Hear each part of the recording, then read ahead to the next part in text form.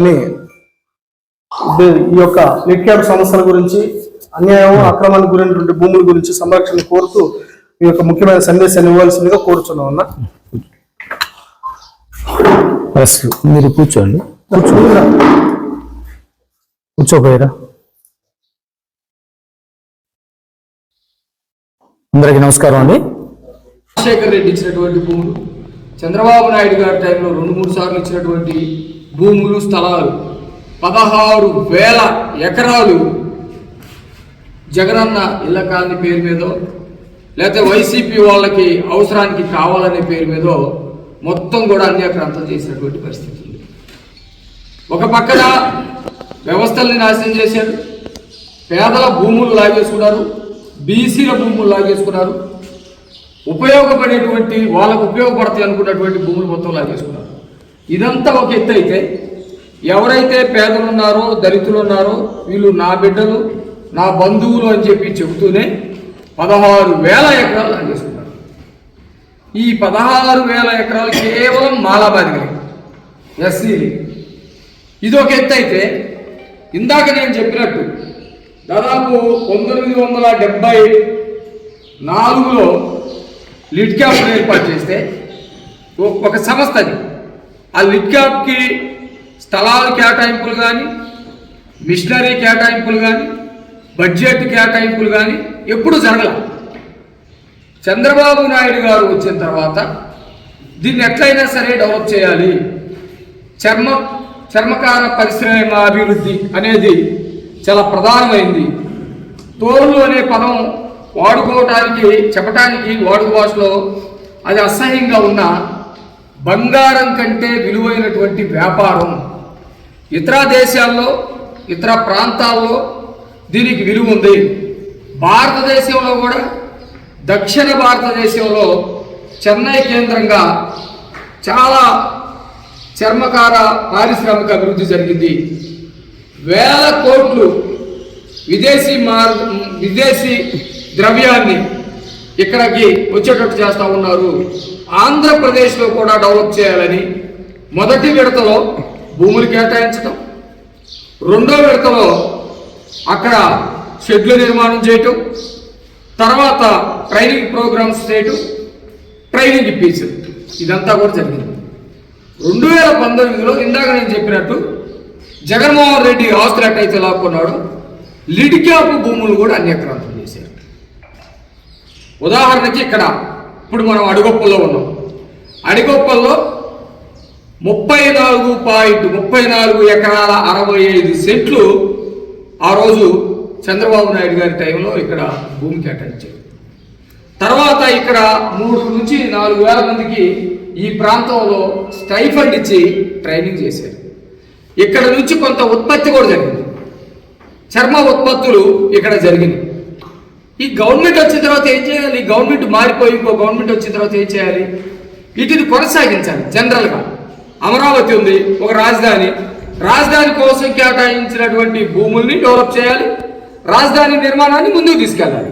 కానీ జగన్మోహన్ రెడ్డి ఏం చేశాడు? చంద్రబాబు నాయుడు గారు రాజధాని నిర్మించడం కరెక్ట్ కాదు కాబట్టి, చంద్రబాబు నాయుడు పేరు వస్తుంది కాబట్టి దీన్ని ఎట్టయినా నాశనం చేయాలనే ఉద్దేశంతో అమరావతిని రాజధానిని విధ్వంసం చేశారు. రాజధానిలో ఎక్కడో అనంతపూర్ నుంచి, కర్నూలు నుంచి, శ్రీకాకుళం నుంచి కొంతమందిని తీసుకొచ్చి పేదవాళ్ళకి నేను ఇక్కడ ఇళ్ల నిర్మాణం చేస్తున్నాను. పేదవాళ్ళకి ఇస్తే శ్రీకాకుళం వాళ్ళకి శ్రీకాకుళంలో ఇవ్వాలి, జిల్లాలో కూడా ఆ ఊరు పక్కన ఇవ్వాలి, లేకపోతే ఇంకో చోట ఉన్నటువంటి పక్క వాళ్ళకి ఇవ్వాలి. కానీ అక్కడ ఎట్లాగైతే చేశాడు, ఇక్కడ అడిగుప్పల్లో కూడా ఈ 34 ఎకరాల 65 సెంట్లు భూమి ఏదైతే ఉందో దానిలో 17 ఎకరాల భూమిని జగనన్న కాలనీ పేరు మీద వైసీపీకి సంబంధించినటువంటి వాళ్ళ కార్యకర్తలకి అన్యాక్రాంతం చేసే విధంగా ఆ రోజు జగన్మోహన్ రెడ్డి నిర్ణయం తీసుకొని లేఅవుట్లు వేయడం జరిగింది. ఓకే, నేను అడుగుతా ఉన్నా, లేఅవుట్లు వేస్తే వాళ్ళకి పట్టాలు కనుక, నిజమైనటువంటి లబ్ధిదారులకి నువ్వు పట్టాలు కనుక ఇచ్చి ఉంటే ఎందుకు ఇళ్ల నిర్మాణం చేయలేదు? ఇల్లు ఎందుకు కట్టలేదు? రోడ్లు, మౌలిక వసతులు ఎందుకు డెవలప్ చేయలేదు? మౌలిక వసతులు ఎందుకు నిర్మాణం చేయలేదు? ఇవి నేను ప్రశ్నిస్తా ఉన్నా. కేవలం కబ్జా చేయడానికి వాళ్ళ భూముల్ని, ఆ లిడ్క్యాప్ భూముల్ని లాక్కోవడానికే జగన్మోహన్ రెడ్డి చేసినట్టుగా ఉంది. అది కూడా మీరు కనుక చూస్తే ఈ 34.65 ఈ లిడ్క్యాప్ అడిగుప్పల స్థలం ఏదైతే ఉందో రోడ్డు కనెక్టివిటీ ఉన్న దగ్గర లేఅవుట్ వేశాడు. ఈ రోడ్డు కనెక్టివిటీ నుంచి కొంచెం లోపలికి తీసుకొని 15 ఎకరాలు, అనాథరైజ్డ్గా ఒక 4 ఎకరాలు, మొత్తం 19 ఎకరాలు వేసి ఏదైతే రోడ్డు డొంక లేనటువంటి ప్రాంతం ఉందో దాన్ని మాత్రం ఈ 19 ఎకరాలు పోతే మిగతా 11 ఎకరాలు 14 ఎకరాలు వదిలేసినట్టుగా కనపడతా ఉంది. ఆ 14 ఎకరాల్లో జగన్మోహన్ రెడ్డికి సంబంధించినటువంటి మాఫియా ఉంది కదా, ఇసుక మాఫియా, ల్యాండ్ మాఫియా మొత్తం తవ్వుకోలేనటువంటి పరిస్థితి. ఇప్పుడు మేము వెళ్తే పాత చెరువులాగా ఏర్పడింది, పెద్ద చెరువులాగా ఏర్పడింది.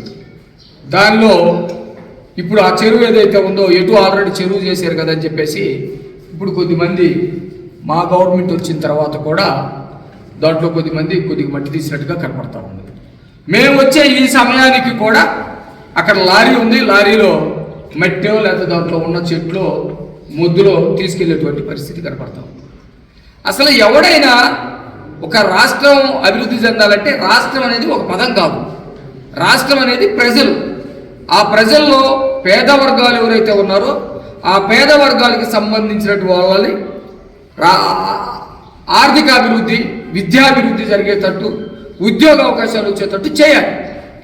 జగన్మోహన్ రెడ్డి గతంలో చంద్రబాబు నాయుడు చేసినటువంటి దాన్ని ముందుకు తీసుకెళ్లాలంటే ఈ అడికొప్పల్లో ఉన్నటువంటి లెదర్ పార్క్ సంబంధించినటువంటి స్థలాన్ని డెవలప్ చేసి ఈ వర్గాలకే కేటాయించేటట్టు చేయాలి.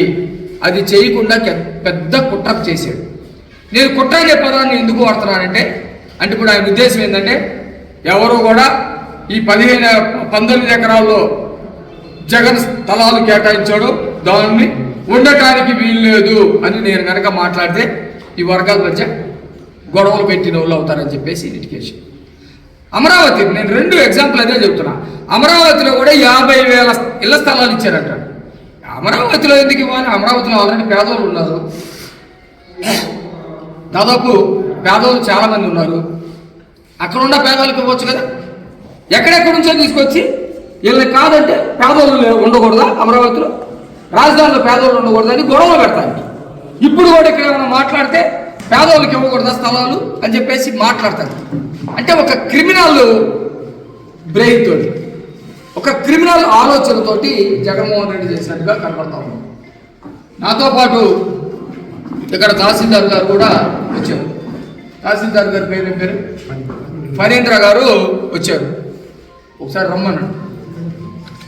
నేనేం చెప్తున్నానంటే పేదవాళ్ళ పేరు మీద జగన్మోహన్ రెడ్డి ఇచ్చినటువంటి స్థలాలన్నీ కూడా కబ్జా చేయటం కోసమే ఇచ్చాడు.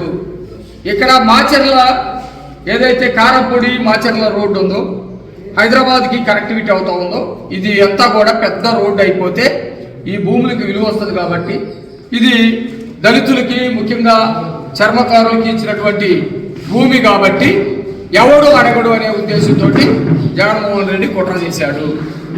ఎవరైతే పేదవాళ్ళు ఉన్నారో పట్టాలు ఇచ్చేవని అంటున్నారో వాళ్ళకి ఇల్లు కట్టుకోకుండా వాళ్ళ అవసరాల కోసం అమ్మినట్టుగా పత్రం, ఆ పత్రం నుంచి ఇంకొక పత్రం క్రియేట్ చేసి అది చివరికి వైసీపీ నాయకుల చేతిలోకి వెళ్ళడం కోసం ప్రయత్నం చేసినట్టుగా స్పష్టంగా కనపడతా ఉంది. ఎంఆర్ఓ గారు ఇక్కడే ఉన్నాడు. నేను ఎంఆర్ఓ గారికి చెప్తా ఉన్నాను, కలెక్టర్ గారికి ఒక నివేదిక ఇమ్మీడియట్గా తయారు చేయాలి, ఆల్రెడీ చేసామని చెప్తా ఉన్నారు. మీరు ఎవరైతే ఉన్నారో ఆ 19 ఎకరాల్లో ఉన్నటువంటి వాళ్ళకి మేము ఇప్పటికిప్పుడు వీళ్ళకెవరికి కూడా ఇక్కడ ఇవ్వటానికి వీల్లేదని చెప్పేసి మేము మాట్లాడవచ్చు. పేదలకి ఇవ్వటానికి వీల్లేదని ఇక్కడ వివాదం సృష్టించడానికి జగన్మోహన్ రెడ్డి వాళ్ళకి సంబంధించినటువంటి ఇక్కడ ఉన్నటువంటి వాళ్ళు మాట్లాడి వైషమ్యాలు సృష్టిస్తే అవకాశం ఉంది. కాబట్టి ఎంఆర్ఓ గారికి నేను ఇప్పుడే ఆదేశాలు జారీ చేస్తూ ఉన్నాను. ఆ ఎంతమంది అయితే ఉన్నారో వాళ్ళందరికీ కూడా నోటీసులు ఇవ్వండి. ఏ ఊరోలో మొత్తం అడ్రస్లు కలెక్ట్ చేయండి. నిజంగా అడిగొప్పల్లో ఉన్నటువంటి వారు, దూరం నుంచి ఉన్నటువంటి వారు కదా, ఆ ఊరిలో కూడా వాళ్ళకి స్థలాలు ఇస్తాం. మాచర్లలో ఉన్నారనుకో, మాచర్లలో స్థలాలు ఇస్తాం. ఇది పేదల ప్రభుత్వం, వాళ్ళకి స్థలాలు ఇస్తాం, వాళ్ళకి ఇల్లు కట్టిస్తాం. దుర్గి ఉందనుకో, దుర్గిలో ఉన్నటువంటి వాళ్ళకి దుర్గిలో ఇస్తాం. కారపూడి ఉంటే కారపూడిలో వాళ్ళకి స్థలాలు ఇస్తాం, ఇల్లు కట్టిస్తాం. అడిగొప్పల ప్రాంతంలో ఉన్నటువంటి వాళ్ళు ఎంతమంది ఐడెంటిఫై చేయండి. అడిగొప్పల నాన్ అడిగొప్పల వాళ్ళని ఐడెంటిఫై చేయండి.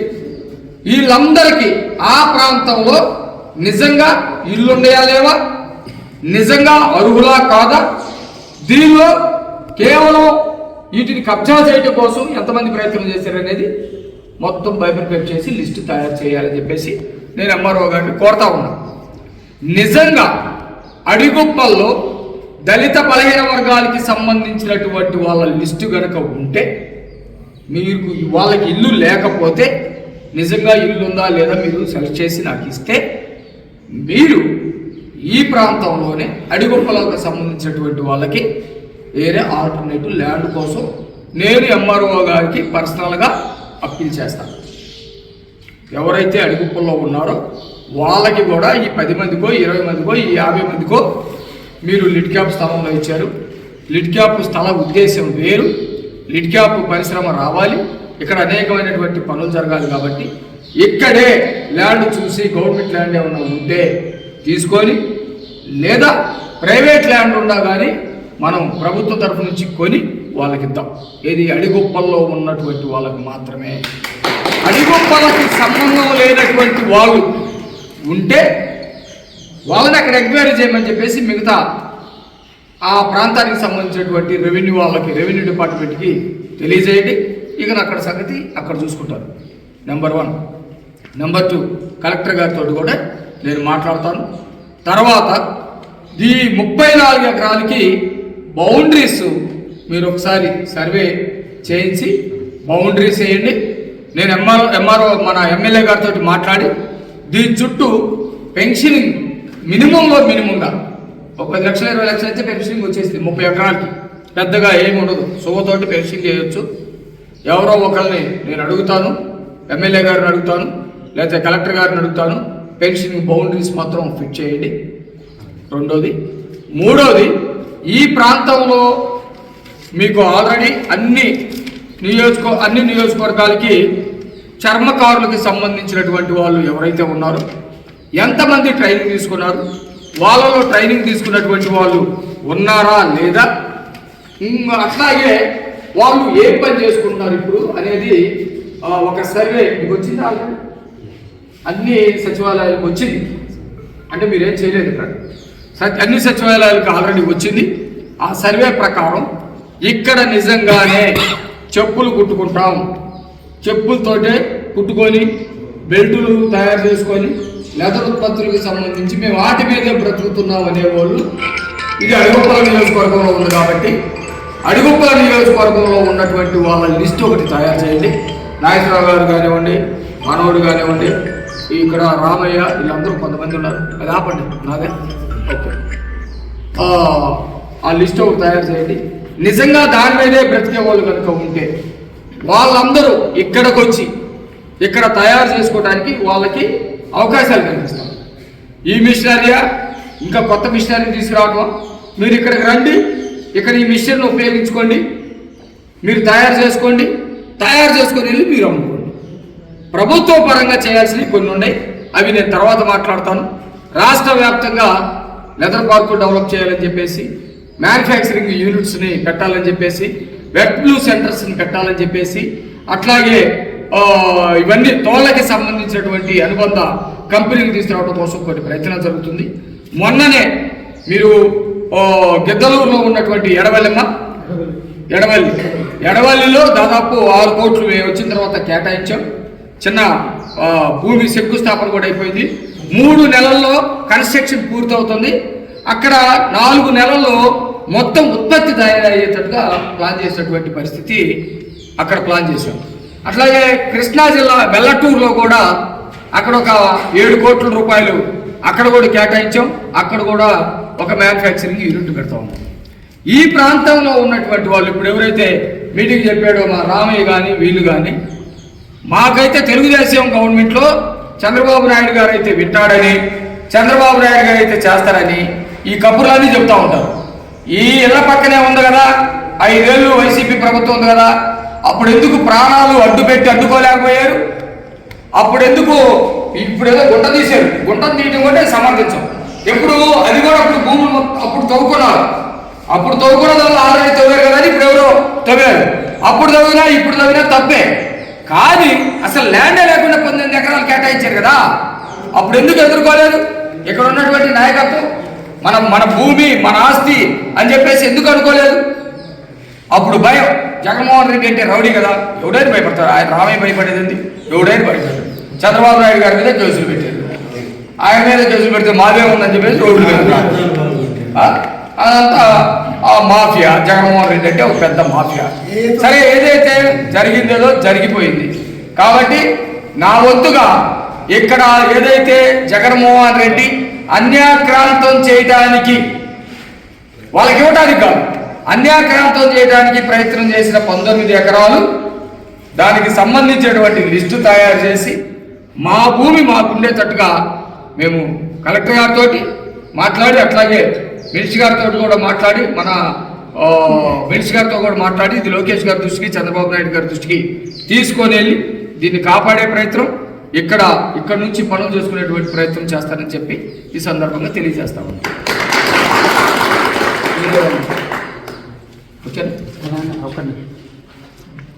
గత 20 సంవత్సరాల క్రితం మాకు ట్రైనింగ్ చేయడానికి కృష్ణరావు గారు మమ్మల్ని ఎంత చైతన్యం ఈ